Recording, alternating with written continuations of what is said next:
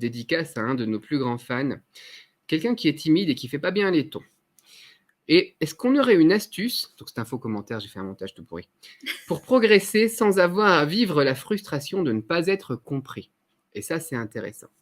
Parce qu'on a la situation de quelqu'un qui arrive, qui dit quelque chose en chinois et il ne s'est pas fait comprendre. Et du coup, il n'ose pas répéter, il n'ose pas dire encore, il se braque un petit peu et du coup, voilà, il va bloquer un petit peu.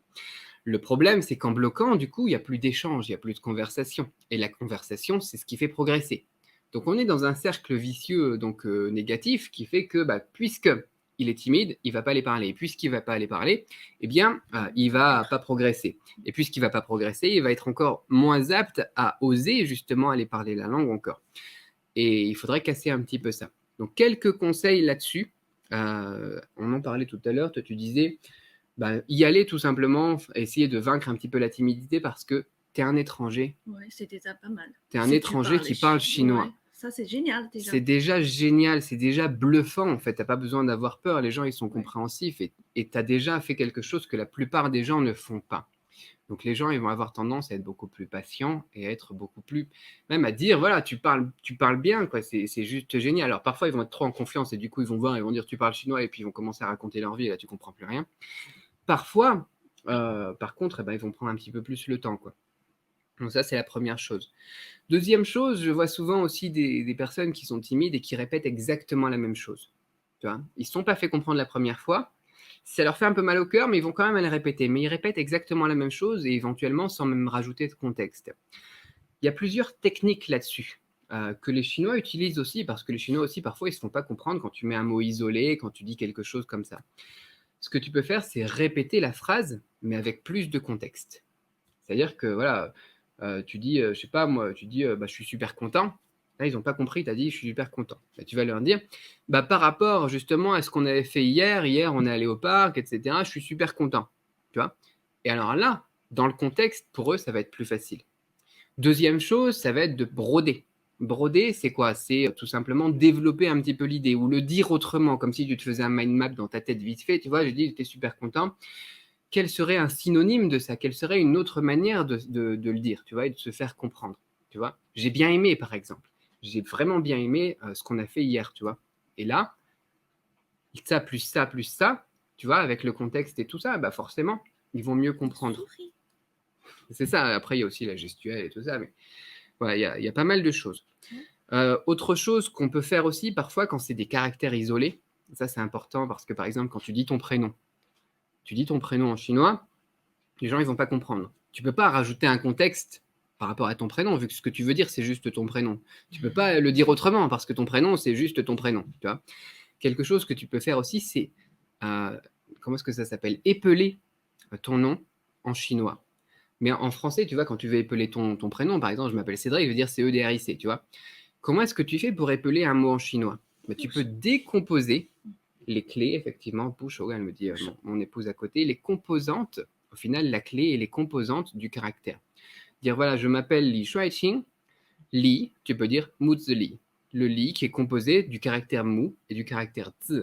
Là, il n'y a plus de doute possible, et même les Chinois le font quand ils ont par exemple un accent, quand ils confondent les N et les L, quand ils confondent les Z et les ZH, quand on a aussi des homophones. Ouais. Voilà, je m'appelle Cédric Beau, c'est Cédric Beau B-E-A-U, Cédric Beau B-O, Cédric Beau B-O-U, Cédric Beau. Ouais, non, ça fait Cédric Bou.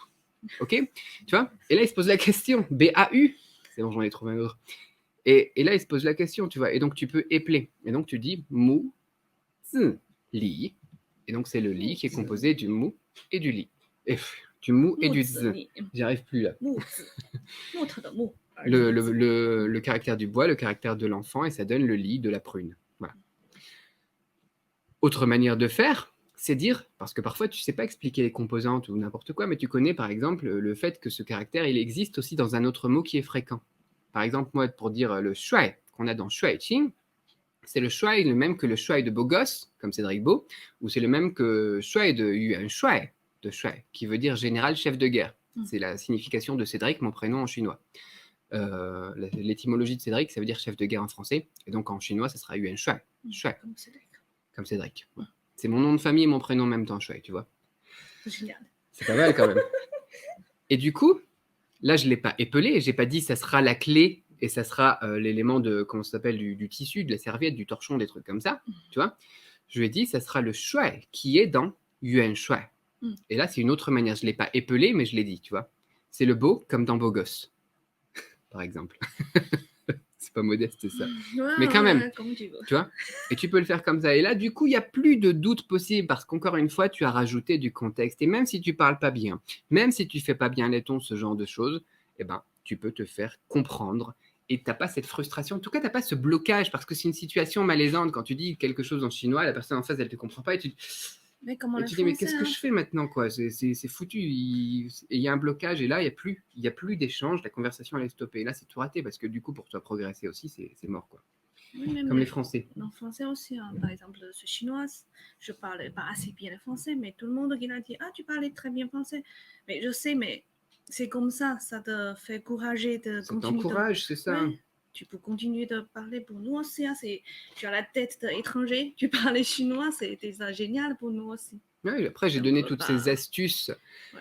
Mais après, le vrai problème, c'est effectivement la timidité. Alors, on peut travailler là-dessus, quoi. On est génial. Mais voilà, il faut être en confiance au final parce que tu es meilleur que la plupart des gens et il faut Bah pas, oui. faut Et puis pas. après, tu peux le prendre le temps pour le répéter. Je sais que c'est pour plus facile à dire qu'à ouais, c'est faire, ça. mais tu as ce gros avantage quand même par rapport à la plupart des gens.